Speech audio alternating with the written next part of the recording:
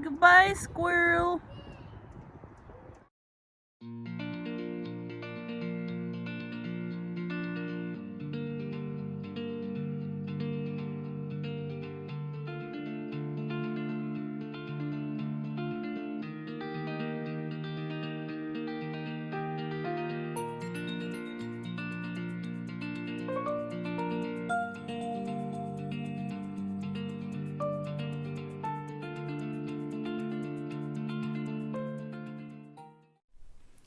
Hello, everyone. It's me, Rufina, owner of Himay Creations. You are watching Himay Creations in Motion.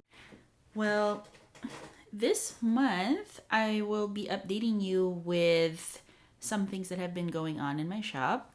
As some of you may know, my family and I have moved from Wood Village, Oregon into Salem, Oregon, just because it's closer. My husband works here and it's difficult to commute. And we made the decision to move here because it was just more convenient for him. And moving, of course, has its ups and downs, I suppose. We just finished settling down completely about 2 weeks ago. It's not very long ago, but I have begun spinning again, which I am very, very happy to do. Spinning and dyeing. So I will give you a brief update on what I have been creating. Let's see. I have been doing some spinning on Shetland. Now, I have purchased Shetland wool from different providers. I do believe my first Shetland I got from Hillsboro, and then I got some online from Pennsylvania, I believe, or let me think about that. But I got one from Fleur Creek Farm. I actually had several different shades of Shetland. So uh, I will probably be updating my shop soon again to just show you what I have in my inventory, because I am planning on creating a collection of Shetland spun wool. They're all going to be natural and undyed, and I will be exploring the different shades of Shetland. So, out of the collection that I currently have, I think I have about 5 colors, if I'm not mistaken, and they're all going to be in a. I think let's see. I think I'm going to be doing them in a coffee theme. So, like this one, for example, this is the first Shetland that I have spun. And as you can see, it's very black. It is a little bit shinier than what others that I have, because it has more lanolin. So it is a little oily, I guess, to touch. I have tried to remove as much lanolin as I can with my wool soak, but it's nice and squishy, and it's not too coarse, which is great. I am calling this one Irish Black, like I said, because it's a coffee theme. And then if you compare it with the next one, there you go. The light tends to be a bit deceiving. This is a little bit more like grayish brown. I do have a list of, I think this one is Café au lait. Did I pronounce that right? It's in French. Pardon French. And I have more colors coming up. These are the 3 colors that I've currently spun of the 5 colors that I have at hand. And more will come on May 14th. That's Friday, 2021. I am preparing for International Heritage Breeds Week. That will be next week. And I'll be holding a contest then. Stay tuned for more updates. I'm also back to dyeing some wool. I decided that since I had a lot of Jacob anyway to uh, to explore again with some colors because I felt like I haven't been dyeing enough lately. So I tried dyeing this Jacob wool that I had before, the one that was more duck egg in color. And I have a few of these. This one's the Cascadian Evergreen. I'm planning on making a theme set of Jacob wool, which focuses more on colors that I find inspired by nature, especially here in Oregon. So this one was inspired by Cascade Locks. Cascade Locks is closer to the gorge, and as some of you know, Portland, Oregon itself has it's almost like Catan in a sense because there's evergreen areas that are full of evergreens and mountains and valleys, and then there's also areas that are more deserty, and we are closer to the mountainous areas, and I really love the color of this green. I hope I can reproduce this again.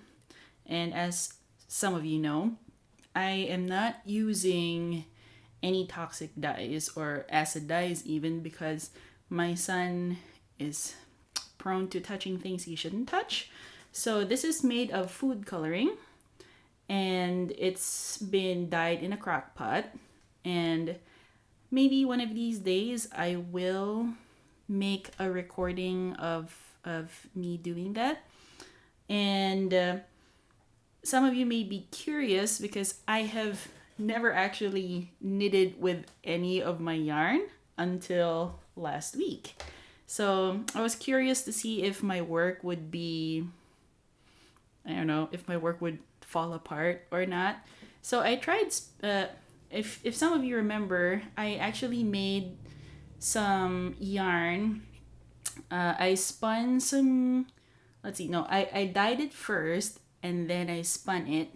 And then there's like this much of the natural white because I was only using some scraps that I had extra. So it's not exactly 200 yards. I think this project or the yarn that I created was about 170 something yards. And that one ball of yarn was able to give me a slipper and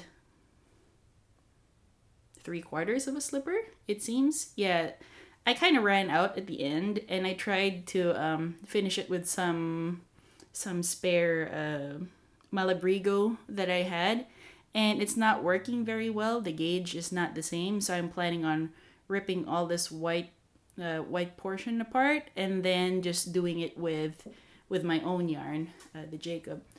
I noticed that this Jacob wool feels a little scratchy, as I have noted before in my Instagram that Jacob can be squishy, but it can also be scratchy.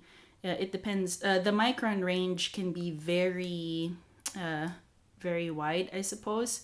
And these are great for slippers. They're very warm. And I wouldn't exactly recommend this this particular wool for children or for babies. Babies might not like them, but I'm pretty sure that if you wanted to make a cardigan out of these, they would be great. And speaking of, I am thinking of doing an event for this May, and it's gonna be a contest. I'll probably do a separate video of that as soon as I get the details all nice and good. And I am thinking about a prize for this event, and it should run for about maybe 2 weeks.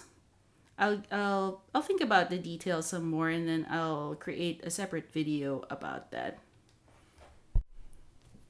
And that is all for my updates for the month.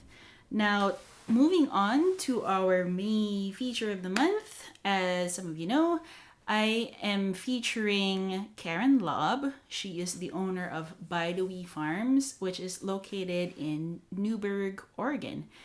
Now, Karen is a very, very intelligent woman. She is very informative, and I very much enjoyed our interview session. I like to call it interview, but it felt more like just listening to Karen tell stories and give me information about the sheep in her farm.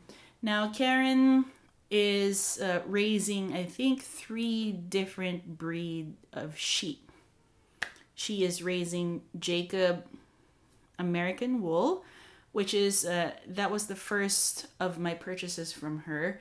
And then she also sells Navajo-Churro and Border Leicester Gotland. So of those 3 breeds that I have mentioned, 2 of them are participating in Shave 'Em to Save 'Em. Now, Shave 'Em to Save 'Em is a group that is part of the Livestock Conservancy, and they focus more on spreading awareness so that knitters, crocheters, fiber artists like you and me will learn more about breeds that are in critical condition to watch condition. So these are breed of sheep that would have otherwise been extinct, but because the program focuses on helping farmers to create awareness to other people, it gives the breed a chance to survive. How do I put it? Because if people do not know more about these breed of sheep and not learn more about the different uses of the different types of these wool, or just the use of the sheep itself, people will probably not have the incentive to raise these sheep. And if they don't have the incentive to raise such sheep, they will probably be extinct. That's what I mean. So, without further ado, let us go with feature of the month.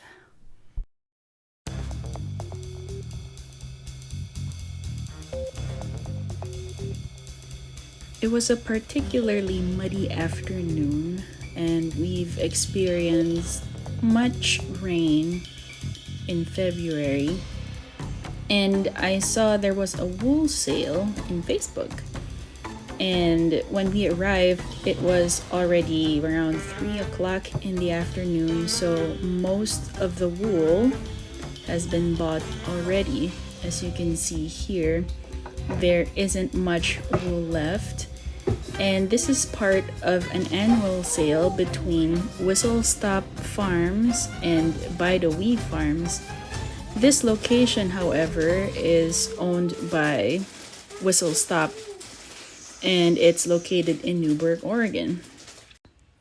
When I saw what Karen was selling, I decided I would interview her 2 months later for the May feature of the month.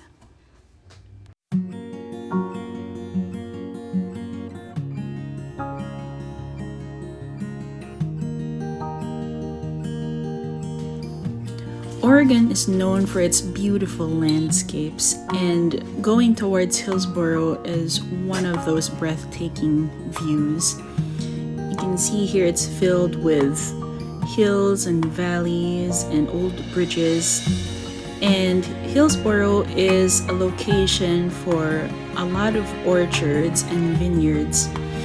And in this spring season, you can see it at its finest. As we reach Bide A Wee Farm, we are greeted by Karen Lobb, and there's Nana, her 12-year-old pup, and one of the Jacob sheep. This one has a genetic defect, but it doesn't stop him from being friendly. I am Karen Lobb, and this is our farm. It's Bide A Wee Farm, and we've been here for 27 years. We raise Jacob and Navajo-Churro sheep, which are both heritage breeds. We sell breeding stock, meat, wool, sheepskins, skulls, horns, buttons, and just about everything that you can get from a sheep. And we love what we do. I mean, I remember to this day how exciting it was to actually sell something. You know, same with the animals. The first time we sold some sheep, it was a couple years into it when we sold breeding animals. And you're like, you know, you're thinking, are these gonna die here of old age? Because Yeah. How did you manage to, like, you know, the process of thinking about, am I just gonna be a wool seller? Am I gonna chop them lambs? You know, like, well, how did you come to that's that? a good question, because I was virtually a vegetarian when we started. Oh. So I didn't ever envision butchering. And my whole family's like, she'll never kill anything, you know, because I loved animals. Yeah. And so that wasn't part of my plan. We were going to breed eventually. We initially weren't going to breed, and then we bought the ram and the ewes, and we had lambs. And I thought, well, we'll just neuter the boys, and we'll sell them to hand spinners, and the sun will always shine, and life will be good, you know. I mean, like, I got this little... And then one of the rams that we kept intact failed registry, and he got mean.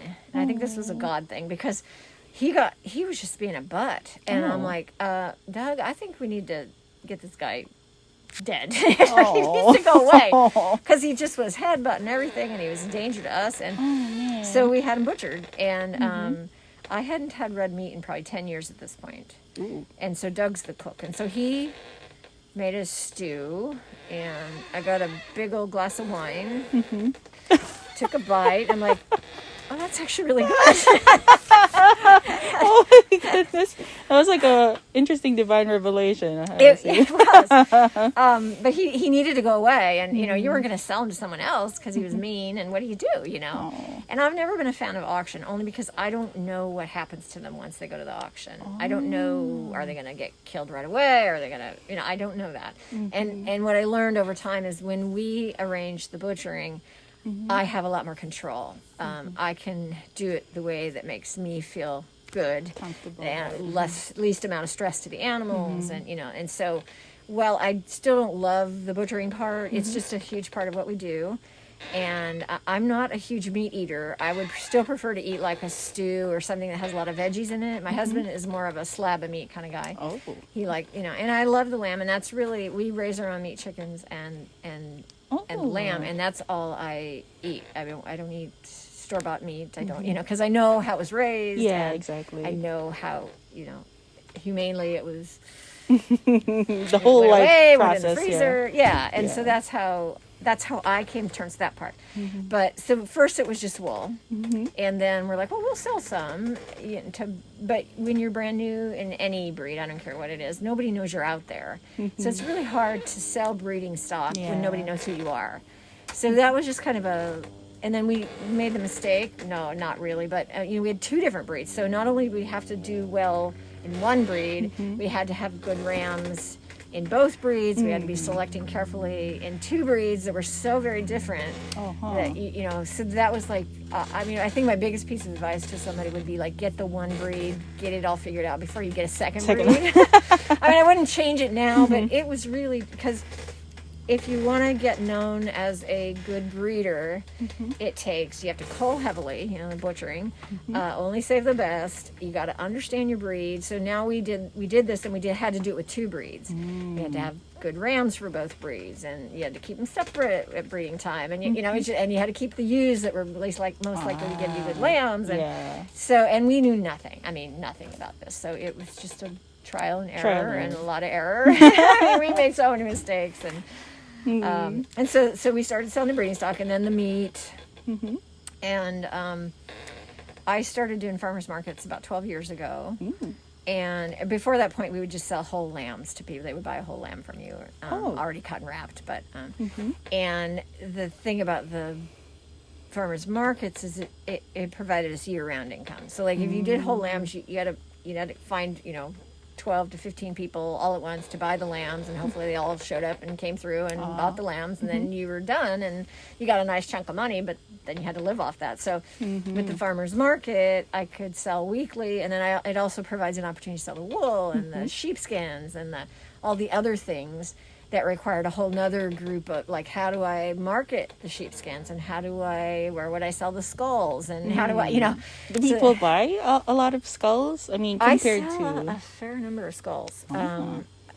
I could sell a lot more if I wanted to go online. I haven't really done that. My Thursday market, which is starting up next month in downtown McMinnville, it gets a lot of tourists, and I sell at least one skull and some of them might be small, like a $30-$40 skull. I probably sell half a dozen of the $200 to $300 ones over the course of the summer. Goodness. Wow. And I sell not a lot of sheepskins, but I probably sell another half dozen of those over the course of so they're not an every week thing. The meat is why I'm there, but if I sell one of those things, it makes for a really good day. Yeah, definitely.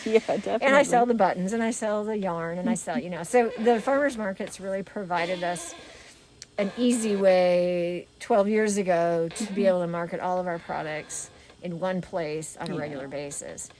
And then I've never really done Etsy, any of that stuff. I sell all of our sheepskins off of our website. Yeah. And somehow, I don't know, because my website needs so much attention. But the minute I'll put new ones up, all of a sudden people find it. I mean, I don't really get how it works, but it works. And, and so we'll probably do 50 to 60 sheepskins a year. We have the tannery do them.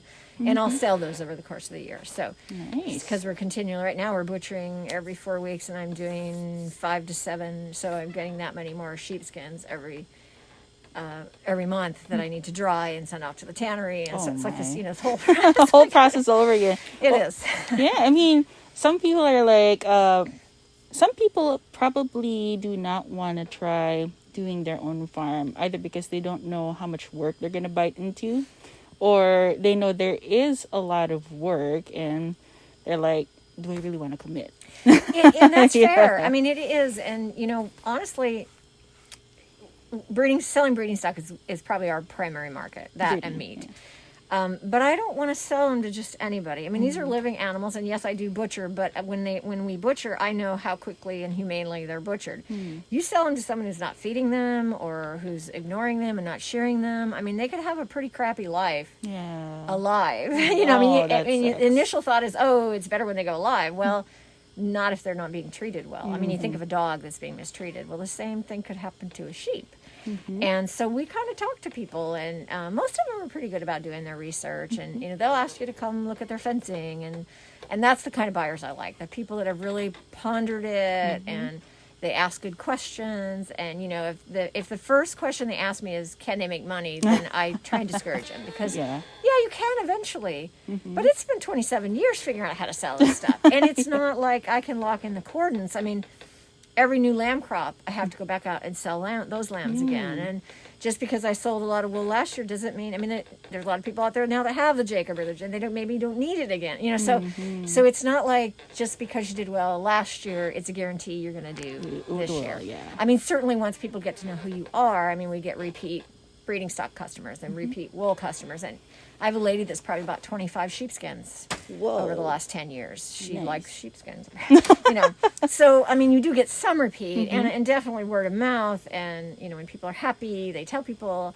But there's no guarantee from year to year. And you can have a crappy year. Like you look at crops, people that raise things. It could be your lambs don't do well, or they're all culls, or they're, so there's no guarantee.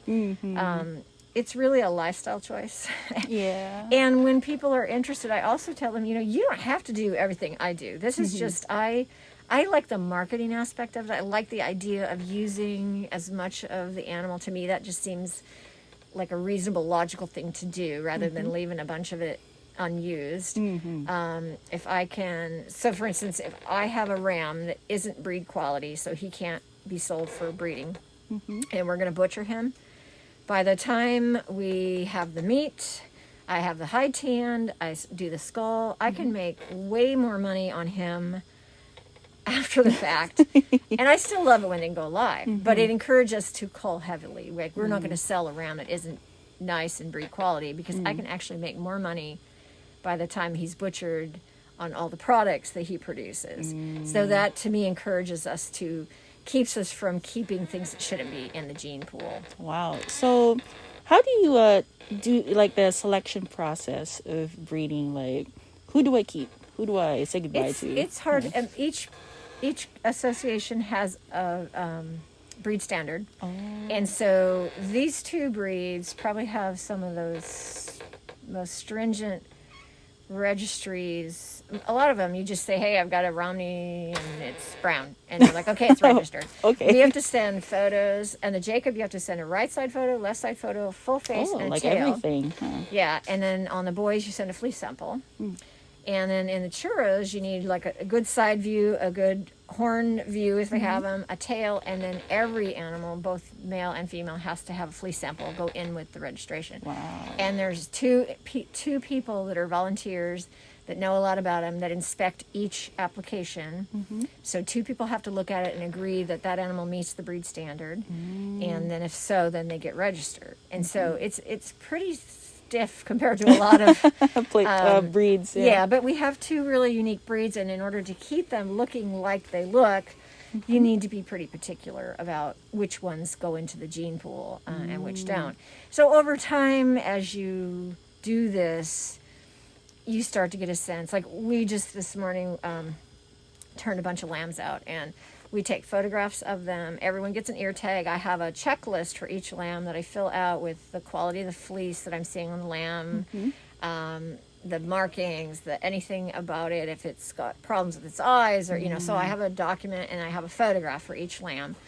And over time, because I've done that, and so I have this baby photo, and then I can watch their fleece as they mature, and I keep records on that. It's given us a really good sense. Now I can look at a lamb fleece, and I can pretty much tell you whether that's going to be a breed quality or not fleece or not, even in the baby stage. They fool you sometimes, both good and bad. The horns are the part you don't know until they come out, and the horns can go into their head. So you look at it and you're like, okay, color-wise you're great, your fleece looks promising, structurally you're good. Now we'll wait till your horns grow and see. And a lot of the boys that we butcher are because the horns are too narrow to their head, or they're going to grow into their head, or just not going to be a horn set that you would want to continue on in the gene pool. So how do you prevent, they're practically purebred. How do you prevent the inbreeding problem? You get new rams. Some of our rams were produced here on the farm. We usually use 3 to 4 rams in each breed. A couple of them will be from off of our farm. They're from other people. Most of the ewes we produce ourselves, and we save our own ewes, and then we'll get a new ram every now and then to bring in new bloodlines. Oh, so it's like mostly dependent on the ram, not quite the ewes. The ewes have a lot to say about it, but so for instance, if you breed 10 girls and you use 1 ram, every one of their babies is influenced by the ram, whereas the ewe might have 1 or 2 tops. So the ewe can have a few flaws because she's only going to produce 1 or 2 lambs. But the ram is going to have his genetics in every single lamb that you produce. So your ewes are where you can save a little, you can have a flaw or 2, and you can save a little diversity. But you want your ram as good as you possibly can. Yeah, whatever your idea of ideal is. And it doesn't mean he's going to throw it. I mean, I always jokingly say, like, you buy a ram because you love his horns and you love his fleece. And there might be one thing you don't love about him. His left nostril is too small.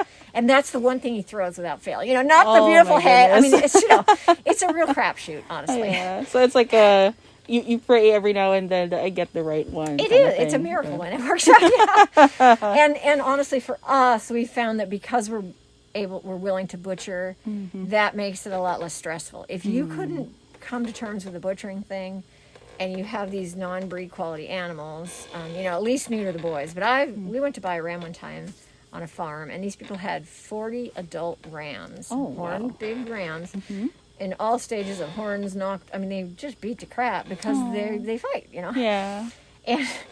And we're like, why do you have 40 adult rams? In our case, we would have neutered a bunch of them early as babies.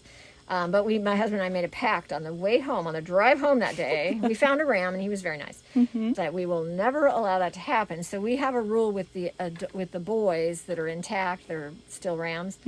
If they get to 18 months old, they're yearling year, and they haven't sold, and they are like the most kick-ass thing you've ever seen, they got to go away. Because you could find yourself very quickly with this whole slew of rams that you're not using, nobody else wants, and what the heck, and you do get a little more. Rams are not always dangerous, but you got the hormones and you got the testosterone, and they're more likely to be a problem, and they beat on things, and so no, but that's kind of the fascinating part, and I think that's what keeps me going, is because I never will know it all. In fact, the minute you start to think you know it all, watch out, because something more ugly is going to slap you upside the head. I mean, you don't, and you never know it all, and so that's what keeps it interesting to me. You use your best guess, and you use your history and your knowledge, and still half the time you're like, holy crap. How did that happen? Would you like to Sure. show us around? Sure.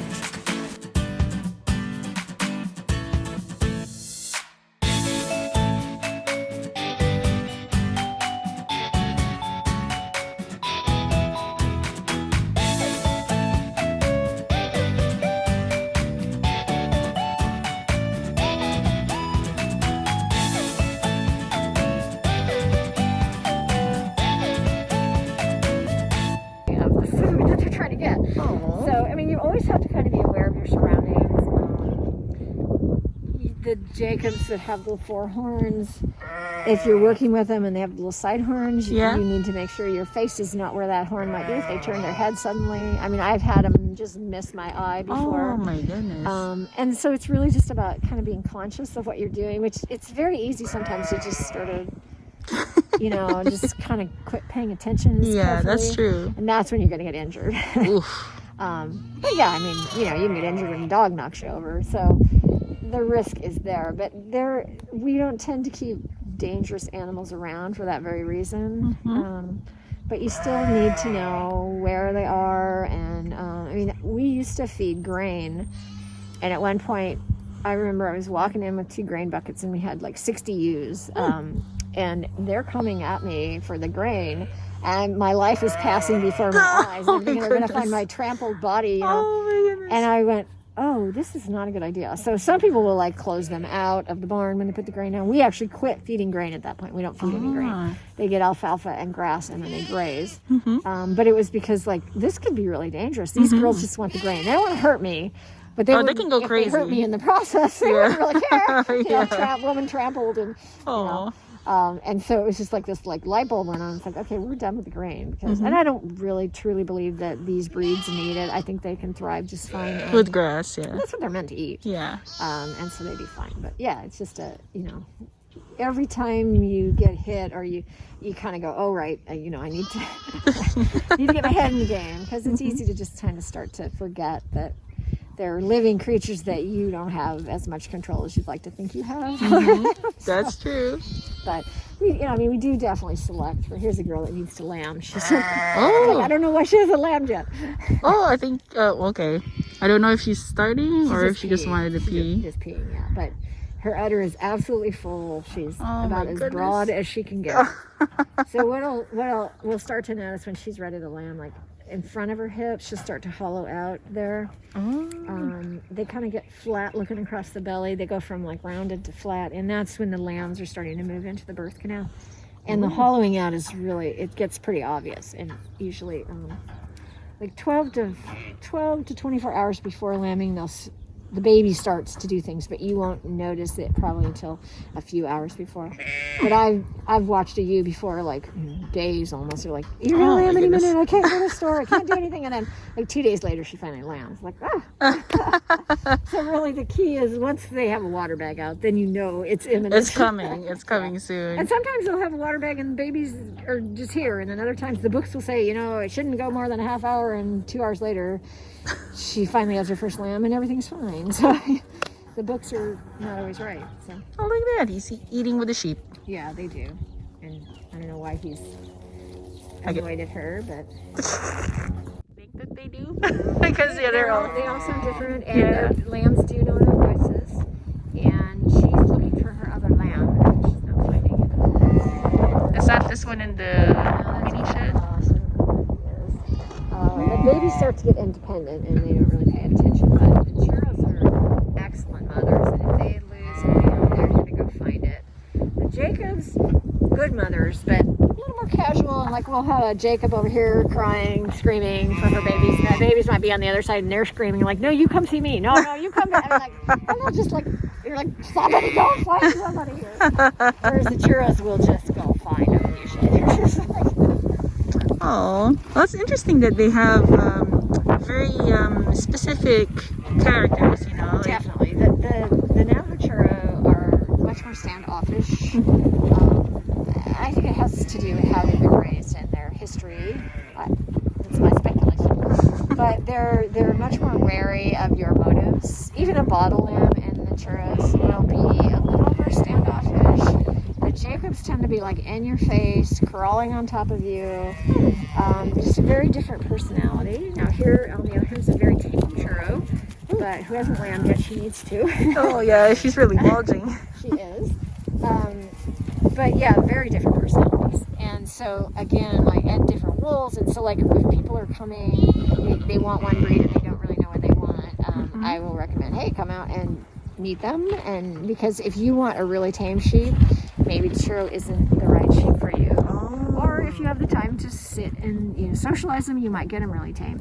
If you don't want a talkative, in-your-face sheep, the Jacob might not be your sheep. Oh, I see. Because they talk. They hear you come out of the door and they're like, hey, you're late for breakfast. And the churros are much quieter. Oh. If somebody's causing problems here, it's a Jacob. Oh, I see. And those panels in there are to keep Jacobs out.